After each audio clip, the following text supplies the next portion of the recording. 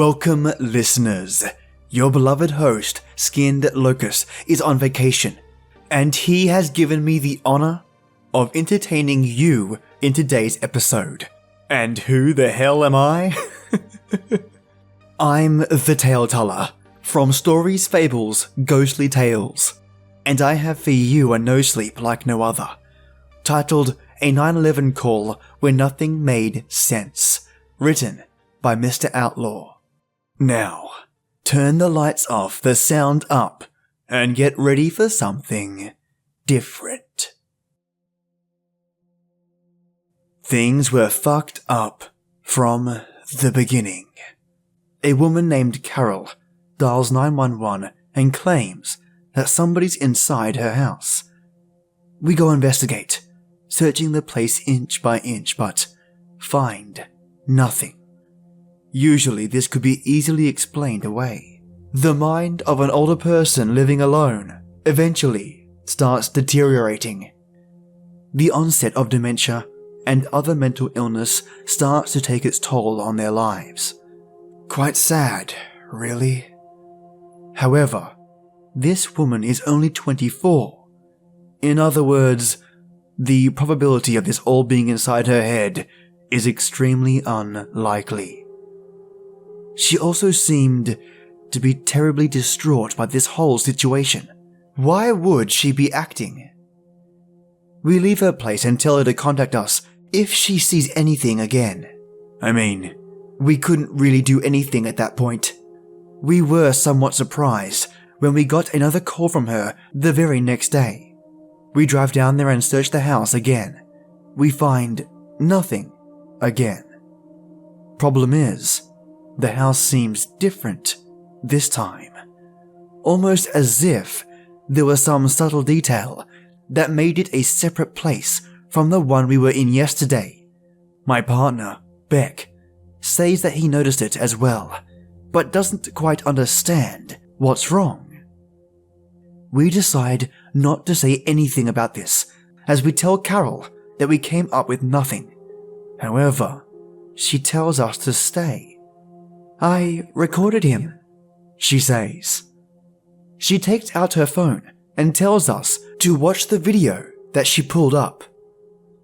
It was footage of her in the house. She's running around, breathing frantic, and then we see him. A large figure, covered head to toe, in what appears to be a black bodysuit. He lumbers towards the camera as Carol screams and ducks into a room, locking it from the inside. There's a few bangs on the door before we hear footsteps walking away. We don't know how to react to this footage, but we try anyways. We come to the conclusion that the man must have left once Carol got behind the door. However, the front door was locked when we came, and Carol told us that she hadn't left the room. Did he also have the keys to the house? That would explain a lot, but it also made this situation a lot worse. We decide to keep an eye on her house for the night. We're discreet, parking about a block down the road in an unmarked car. We're both fully awake, ready to go as soon as we see some sketchy shit. At around 2 a.m, we see somebody walking across the road towards her house. However, it isn't the man, it's Carol herself. Beck and I must have had the same look on our faces. What the fuck? We get out of the car and make our way over there, knocking hard on the front door. However, nobody answers. We can see lights flicking on and off intermittently, but we're not sure what it's supposed to mean. Was she trying to tell us to leave? We get a call from dispatch a few moments later.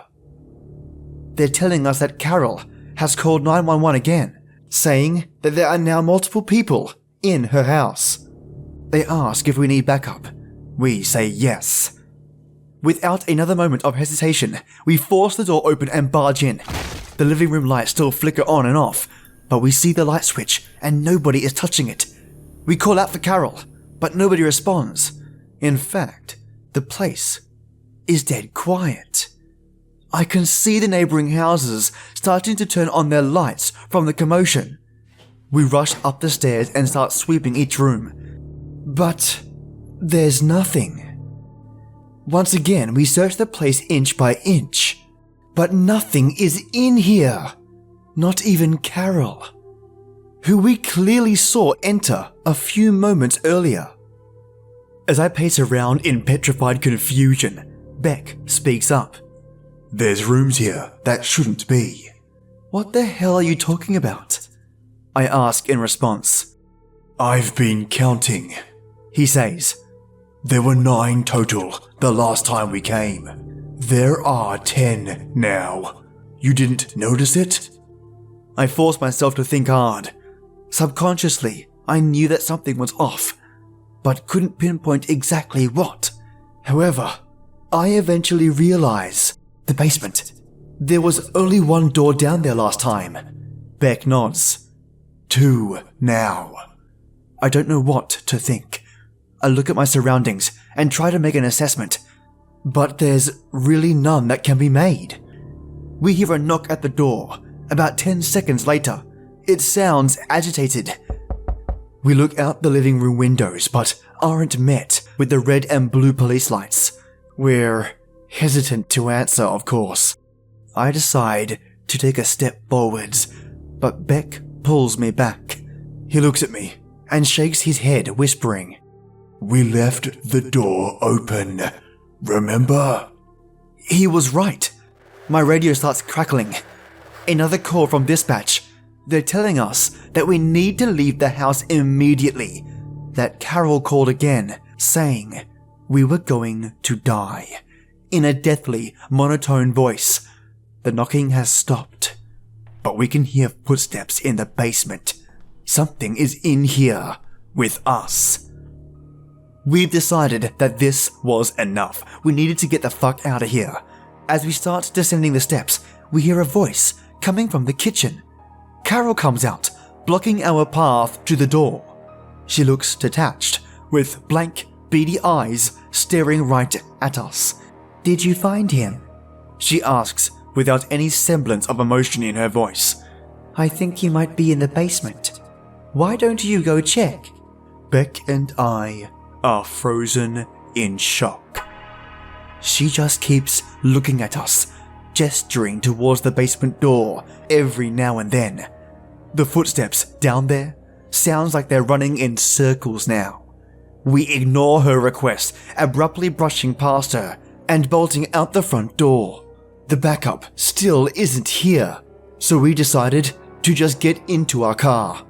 However, we see somebody down the street peering through our driver's side window. He's large, dressed in what appears to be a black full-body suit.